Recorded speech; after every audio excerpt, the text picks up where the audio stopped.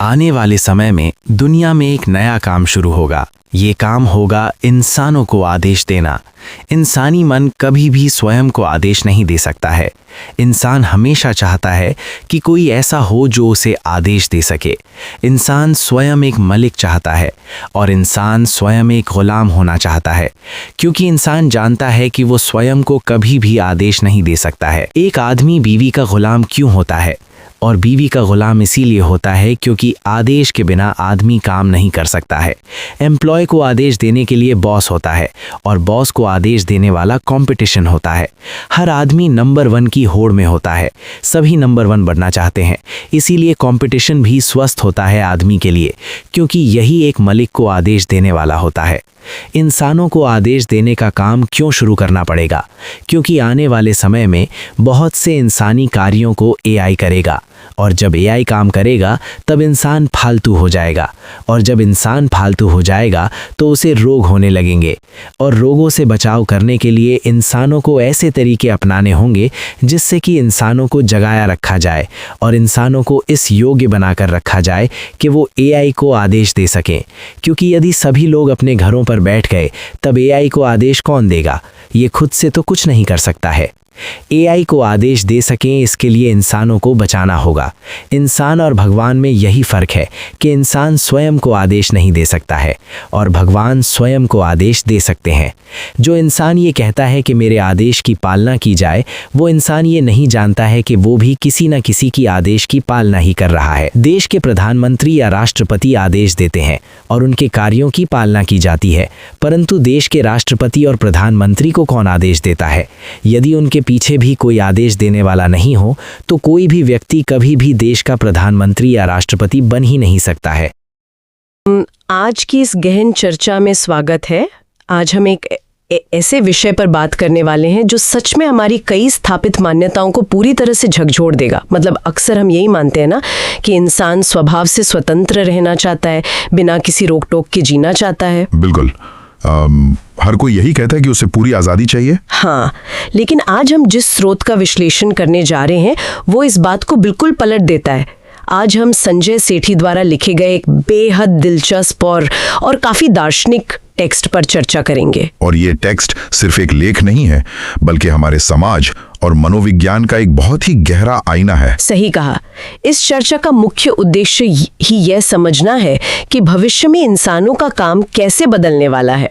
इंसान और जो आदेश होते हैं यानी ऑर्डर्स, उनके बीच का गहरा मनोवैज्ञानिक रिश्ता क्या है, और सबसे बड़ी बात कि आर्टिफिशियल इंटेलिजेंस के इस युग में हमारे अस्तित्व को बचाए रखने के लिए क्या जरूरी होगा। ये बहुत ही प्रासंगिक विषय है आज के समय में। हम तो चर्चा शुरू करने से पहले एक सवाल है जो सोचने पे मजबूर करता है।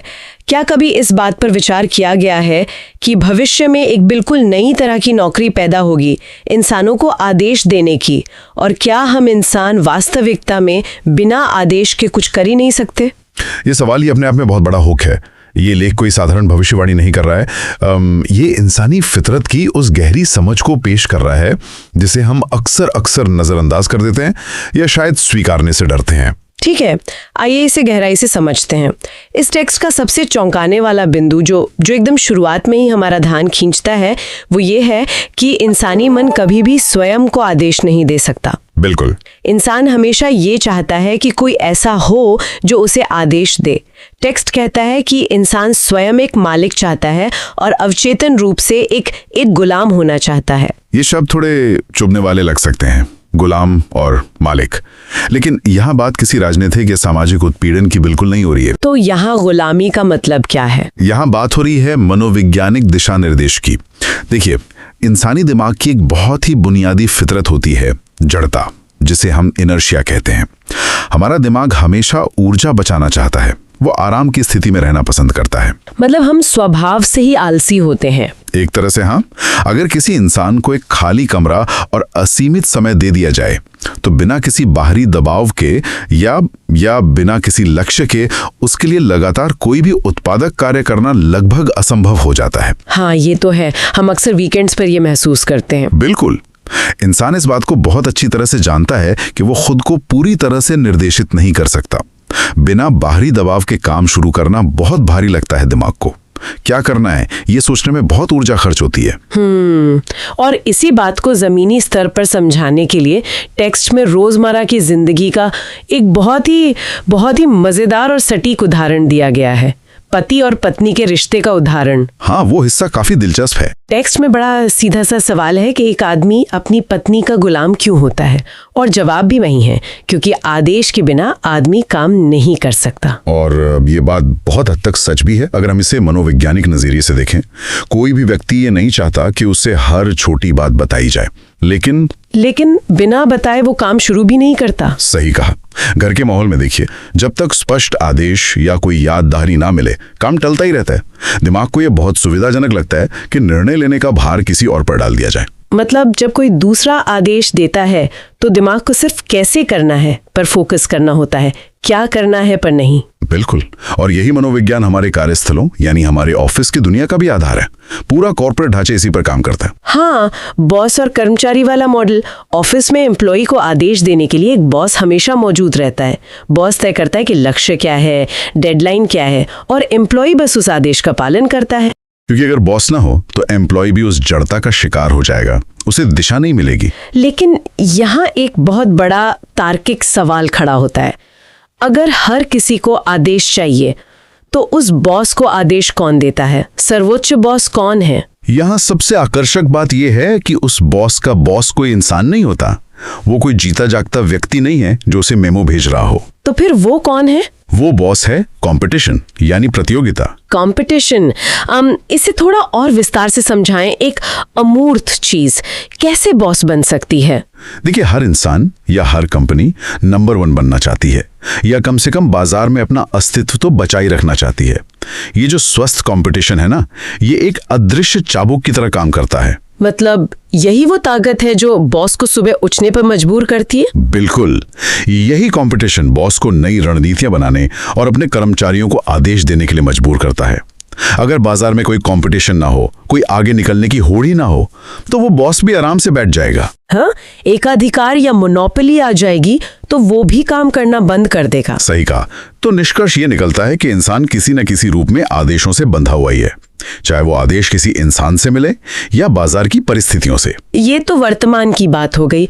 अब चर्चा को थोड़ा आगे ले जाते हैं भविष्य की तरफ, क्योंकि टेक्स्ट का जो अगला हिस्सा है वो एआई यानी आर्टिफिशियल इंटेलिजेंस के बढ़ते प्रभाव को लेकर एक बहुत बड़ी चेतावनी देता है। और ये चेतावनी बहुत ही गंभीर है। टेक्स्ट के अनुसार आने वाले समय में बहुत से इंसानी कार्य एआई करने लगेगा, और जब मशीनें सारे काम करने लगेंगी तो इंसान एक तरह से फालतू हो जाएगा। और ये फालतू होना सिर्फ एक आर्थिक समस्या नहीं है, ये एक बहुत बड़ा मनोवैज्ञानिक संकट है। टेक्स्ट बहुत जोर देकर कहता है कि जब इंसान के पास कोई काम नहीं होगा, कोई आदेश नहीं होगा, तो उसे गंभीर शारीरिक और मानसिक रोग होने लगेंगे। शारीरिक और मानसिक रोग? क्या सिर्फ फालतू बैठने से ऐसा हो सकता है? बिल्कुल हो सकता है। हमारा पूरा नर्वस सिस्टम, हमारा शरीर चुनौतियों का सामना करने के लिए बना है। जब हम किसी लक्ष्य के लिए काम करते हैं तो हमारे शरीर में डोपामाइन और एंडोर्फिन्स रिलीज होते हैं। मतलब हमें एक उद्देश्य की जरूरत होती है स्वस्थ रहने के लिए। हाँ, यदि हम फालतू हो जाएं, हमारे पास कोई दिशा न हो, तो ये शरीर और मन उस मशीन की तरह हो जाएंगे जिसका इस्तेमाल बंद कर दिया गया हो। उसमें जंग लगने लगेगा। अवसाद और चिंता इसी खालीपन का सीधा परिणाम होंगे। तो एक तरफ एआई है जो सब कुछ कर सकता है, और दूसरी तरफ इंसान है जो अगर कुछ नहीं करेगा तो बीमार पड़ जाएगा। तो इसका समाधान क्या है? समाधान बहुत ही अनोखा है। यहाँ बात सच में बहुत दिलचस्प हो जाती है। टेक्स्ट के अनुसार इन रोगों से बचने के लिए भविष्य में एक नया सिस्टम बनाना होगा। इंसानों को जगाए रखने के तरीके खोजने होंगे, और भविष्य में एक नया काम शुरू होगा, इंसानों को आदेश देने का, ताकि वे सक्रिय रहें। सुनने में ये किसी साइंस फिक्शन फिल्म जैसा लगता है, लेकिन ये बहुत तार्किक है। जब व्यवस्थाएं सिर्फ इसलिए बनाई जाएंगी ताकि इंसान दिमागी तौर पे व्यस्त रहे, ये तो अजीब है। अजीब है लेकिन जरूरी है। अगर हम एआई की प्रकृति को समझें तो एआई में सब कुछ है, लेकिन एक चीज की कमी है, इच्छा। डिजायर। हाँ, एआई खुद से कुछ करने की इच्छा नहीं रखता, उसे जड़ता से कोई परेशानी नहीं है। वो तब तक शांत बैठा रह सकता है जब तक उसे कोई निर्देश या प्रॉम्प्ट न मिले। मतलब एआई को काम शुरू करने के लिए हमेशा एक आदेश की आवश्यकता होती है। बिल्कुल।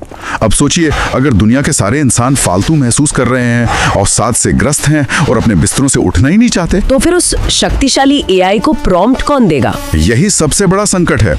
अगर इंसान ने आदेश देना बंद कर दिया तो पूरा एआई सिस्टम, पूरी सभ्यता ठप पड़ जाएगी। तो इसलिए इंसानों को इस योग्य बनाकर रखना होगा, उन्हें बचाना होगा, ताकि वे कम से कम एआई को आदेश देने लायक बने रहें। सही कहा। हमारी उपयोगिता शायद इसी बात तक सीमित रह जाए कि हम मशीनों को निर्देशित कर सकें, और इसके लिए हमारा मानसिक रूप से स्वस्थ रहना जरूरी है।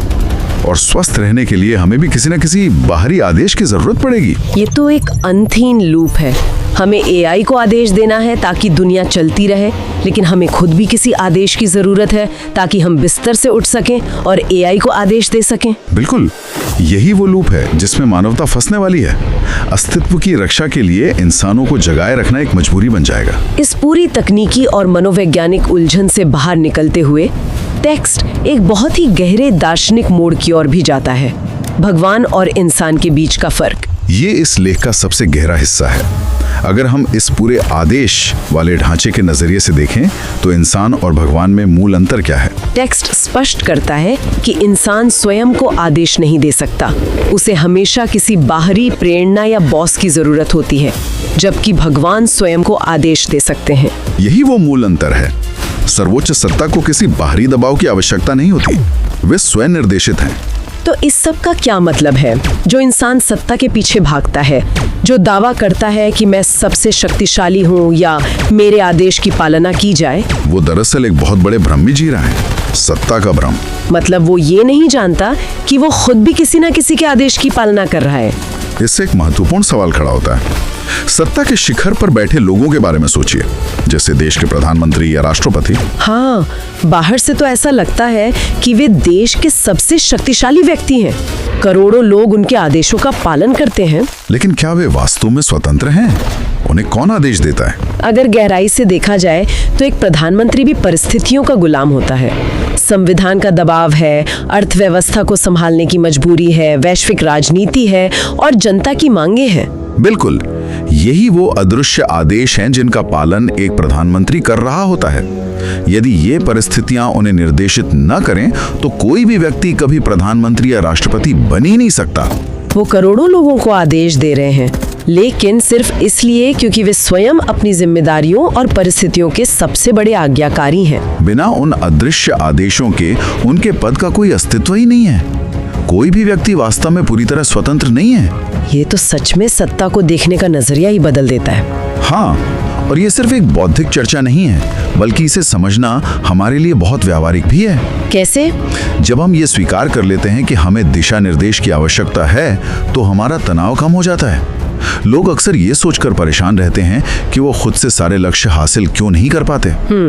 खुद को अनुशासित न कर पाने का गिल्ट। बिल्कुल, ये समझ उस गिल्ट को दूर करती है और साथ ही ये हमें एआई के साथ आने वाले भविष्य के लिए भी मानसिक रूप से तैयार करती है। तो अगर हम आज के इस पूरी गहन चर्चा को समेटें तो हमने बहुत कुछ कवर किया है। हाँ, एक लंबा और वैचारिक सफर रहा। पति पत्नी के रिश्ते के खट्टी मीठी नोकझोंक से लेकर ऑफिस के कंपटीशन तक, एआई के कारण पैदा होने वाले भविष्य के खालीपन से लेकर देश के प्रधानमंत्री और भगवान की अवधारणा तक। और ये सब कुछ आदेश यानी ऑर्डर्स के एक ही धागे से बंधा हुआ है। बिल्कुल, हमने देखा कि कैसे हमारी जड़ता हमें बाहरी आदेशों पर निर्भर बनाते हैं और कैसे कंपटीशन हमारा सबसे बड़ा बॉस है। और ये भी कि भविष्य में एआई को काम पर लगाए रखने के लिए हमें खुद भी सक्रिय रहना होगा। तो अब इस चर्चा के बिल्कुल अंत में संजय सेठी के लेख के अंतिम शब्दों को आधार बनाते हुए एक विचारणीय प्रश्न सामने आता है। एक ऐसा सवाल जो सच में लंबे समय तक सोचने पर मजबूर कर देगा। वो सवाल क्या है? जरा सोचिए,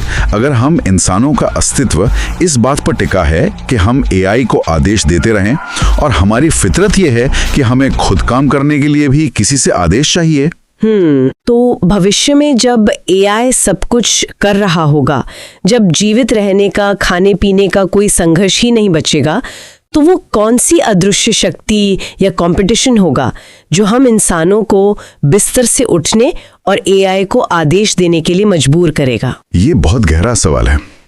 जब कोई डर नहीं होगा तो इंसानियत का अगला और अंतिम बॉस कौन होगा? क्या हम खुद अपने लिए कोई ऐसा नया भ्रम पैदा करेंगे जो हम पर राज कर सके? इस पर सच में बहुत गहराई से विचार करने की आवश्यकता है। आइए हम सब इस पर गहराई से विचार करें, क्योंकि यही वो सवाल है जो आने वाले कल में हमारी सभ्यता की दिशा तय करेगा।